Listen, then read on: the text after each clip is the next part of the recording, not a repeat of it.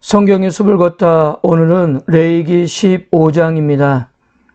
레위기 11장에서는 부정한 짐승과 정결한 짐승에 대한 규례를 통해 사람 주변 환경과 몸 밖에 있는 것들로 부정하게 되는 경우를 살펴보았고요. 12장에서는 출산으로 인한 부정에서 정결케 하는 규례, 13장에서 14장은 차라트로 인한 정결케 하는 규례를 살펴보았습니다. 이제 레위기 15장은 정함과 부정의 종결 부분으로 남녀의 유출병으로 인한 부정의 문제를 다루고 있습니다. 11장에서 14장까지는 정함과 부정의 판정은 모두 제사장의 몫이었습니다. 제사장이 보고 판단해서 결정을 내렸거든요. 그런데 15장의 정함과 부정은 오로지 개인 스스로가 정해진 규례 안에서 판단하고 결정해야 했습니다. 왜냐하면 레위기 15장의 규례는 가장 개인적이고 사적인 부분이기 때문입니다. 그러나 이것 역시 정결법의 중심 주제 가운데 하나의 주제가 되었던 겁니다. 남녀의 유출병이 정결 문제로 심각하게 취급하는 것은 성막 공동체가 정결해지려고 한다면 가장 개인적인 부분부터 시작해야 했기 때문입니다. 실제로 레위기 11장부터 15장까지는 이스라엘 공동체가 정결해지기 위한 전략을 논하는 부분이 아닙니까? 그렇기 때문에 아무리 개인적이고 사적인 부분이나 하더라도 전체 공동체의 정결을 위해서 스스로가 드러내야 했던 겁니다. 어쩌면 이것이 레위기의 정신이 아닌가 생각합니다. 자, 레위기 15장은 짜임새 있게 교차 대칭 구조로 구성되어 있습니다. 15장 전체는 남녀의 성관계로 인한 부정을 중심으로 교차 대칭을 이루고 있습니다.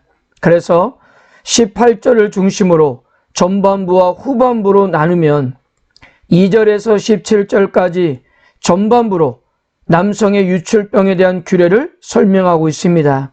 2절에서 어떤 남자가 만약으로 시작하고 있거든요.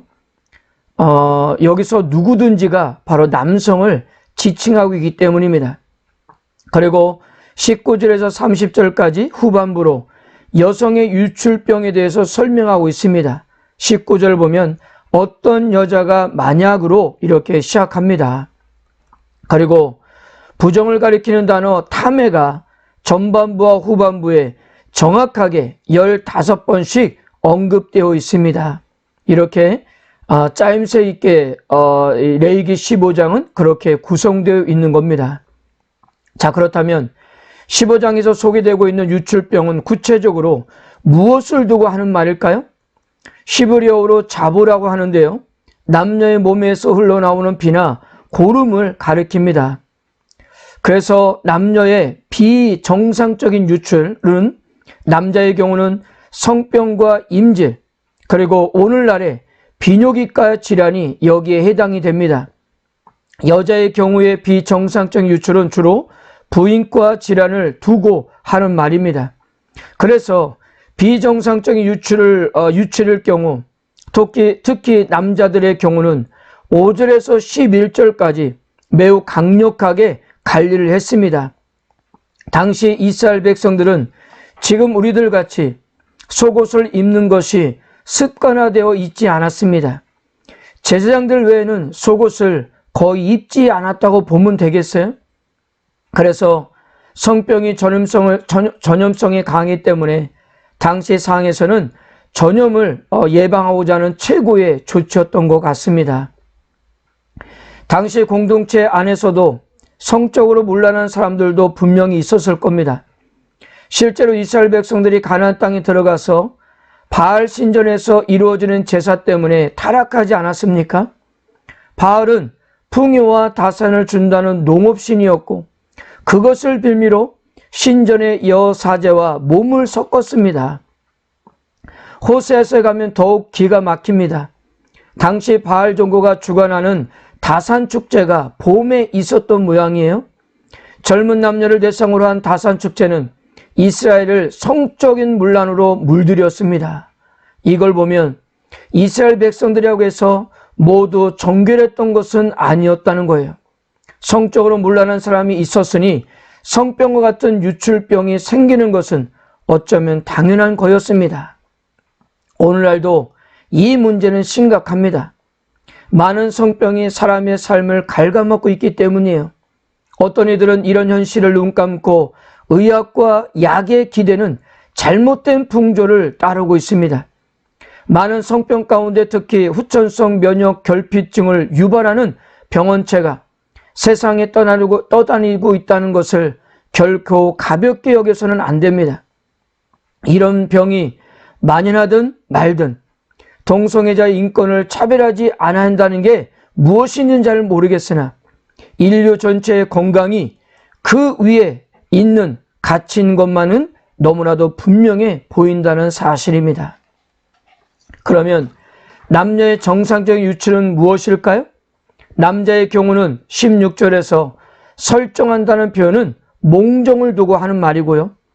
여자의 경우의 정상적인 유출은 월경을 두고 하는 말입니다. 물론 모두 다 정상적인 현상입니다. 그런데 레위기의 관점에서는 이것을 부정하게 여겼다는 것은 앞장에서 누누이 말한 것처럼 제의적인 관점이기 때문에 그렇습니다. 남자의 경우 몽정은 의학적으로 건강한 사람에게 나타나는 현상입니다. 그런데 이스라엘은 이것을 부정하게 여겼다는 것은 몽정 자체를 두고 하는 말이 아니라 몸 밖으로 나오는 유출을 문제 삼고 있는 겁니다. 모든 것이 근원에서 유출되는 것을 부정으로 보는 제의적인 관점으로 보았기 때문이에요. 그래서 유대인의 법전이라 하는 미시나를 보면 혹시라도 있을 몽정 형상을 막기 위해 대제사장은 속죄일 전날 잠들지 못하고 깨어 있어야만 했다고 그렇게 기록하고 있습니다.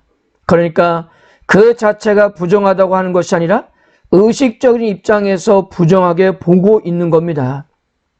여자의 경우 12장에서 출산할 때와 마찬가지로 월경 그 자체를 부정하게 보는 것이 아니라 피가 근원인 몸 밖으로 나오는 자체를 부정하게 보았기 때문이에요. 그래서 율법은 월경 중에 있는 여인과 동침하는 것을 엄격하게 금하고 있습니다. 여인들의 이런 생리의 가능성 때문에 이스라엘 남자들은 모르는 여인과 동침을 꺼릴 수밖에 없었다고 합니다. 윤리적인 관점에서도 이 규례를 보면 이스라엘 내에 성범죄를 예방하는 규례가 되었고요. 아울러 여성의 건강과 인권 역시 보호하시는 의도였다는 것을 우리는 알 수 있습니다. 그리고요, 어떻게 이것이 부정하다고 하는 것인가 라고 생각하게 하는 것이 바로 18절입니다. 남녀가 동침하여 설정하거든 둘 다 물로 몸을 씻을 것이며 저녁까지 부정하리라. 남녀가 동침한다는 것은 결혼 생활을 전제로 하는 겁니다. 결혼 이외의 동침은 엄격하게 금지하고 있기 때문이에요. 그러니까요, 어떻게 결혼한 부부의 관계까지 부정하다고 하는 것일까 하는 겁니다. 이건 역시도 부부관계 자체가 부정하다는 것이 아니라 바로 남자의 설정하는 문제 때문입니다. 이미 앞에서 16절과 17절에서 남자의 설정하는 문제가 부정하다고 했기 때문에 부부관계 역시 부정하다고 그렇게 여겼던 겁니다. 그러나 심각한 부정이 아니기 때문에 몸과 옷을 씻고 하루가 지나면 다시 정하게 되었습니다. 그리고 31절에서 33절은 이렇게 마무리합니다. 너희는 이와 같이 이스라엘 자손이 그들의 부정에서 떠나게 하여 그들 가운데 있는 내 성막을 그들이 더럽히고 그들이 부정한 중에서 죽지 않도록 할지니라. 이 규례는 유출병이 있는 자와 설정함으로 부정하게 된 자와 불결기에 앓는 여인과 유출병이 있는 남녀와 그리고 불결한 여인과 동침한 자에게 대한 것이니라. 바로 이와 같은 규례들은 이스라엘 백성들 하여금 부정에서도 떠나도록 하기 위함이었습니다. 왜냐하면 부정은 하나님의 성막을 오염시키는 요인이기 때문입니다. 만약에 성막이 더럽히면 거룩하신 하나님의 임재는 그곳에 머물 수가 없기 때문이에요. 거룩하신 하나님과 함께 동행하기 위해서는 이스라엘 백성들이 정결해져야 했던 것입니다. 예수님이 이 세상에 오심으로 인하여 부정과 정결의 문제는 더 이상 사람을 속박하지 않게 되었습니다. 예수님은 12년 동안 혈류증을 앓은 여인이 그를 만졌을 때 자신을 부정하게 만든 것에 대한 책임도 묻지 않았습니다. 예수님은 야이로의 죽은 딸의 손을 잡으셨고요, 문둥병자를 만지셨습니다. 죄 많은 여인이 그의 발을 씻기는 것도 허락하셨습니다. 또한 모든 음식은 깨끗하다고 선언까지 하셨습니다. 그러니까요, 예수님의 사역을 통해 새로운 시대가 열리게 된 겁니다. 그래서 메시아의 새 시대에 사는 우리들은 더 이상 음식법이나 또한 정결법에 얽매이지 않습니다. 그리스도께서 이 모든 율법의 요구사항을 충족시켰기 때문이에요. 그러므로 우리들은 문자적으로 그대로 지킬 필요는 없지만, 그러나 하나님의 백성들은 구별된 삶, 즉 거룩한 삶을 살아야 한다는 정결법의 목적과 정신은 그대로 적용이 돼야 한다는 거예요. 이스라엘 백성들이 주변 이방 나라와 구별되는 삶을 살아야 했던 것처럼 오늘날 우리들도 세상과 구별된 삶을 살아야 한다는 원리는 동일하다는 사실입니다. 예수님을 통해 하나님 앞에 심판받을 수밖에 없는 우리가 구원받아 하나님의 자녀가 되었습니다. 죄인이었던 우리가 거룩하신 하나님을 만나 교제할 수 있다는 것은 현재 우리가 레위기의 기준을 볼 때 이것은 엄청난 은혜가 아닌가 하는 거예요. 이런 값진 은혜를 생각하면서 우리는 이 땅에서 좀 더 구별되게 살아야 할 것입니다. 오늘도 그 크신 하나님의 은혜를 가슴에 가득 담아 승리하신 하루가 되시기를 주님의 이름으로 축복합니다.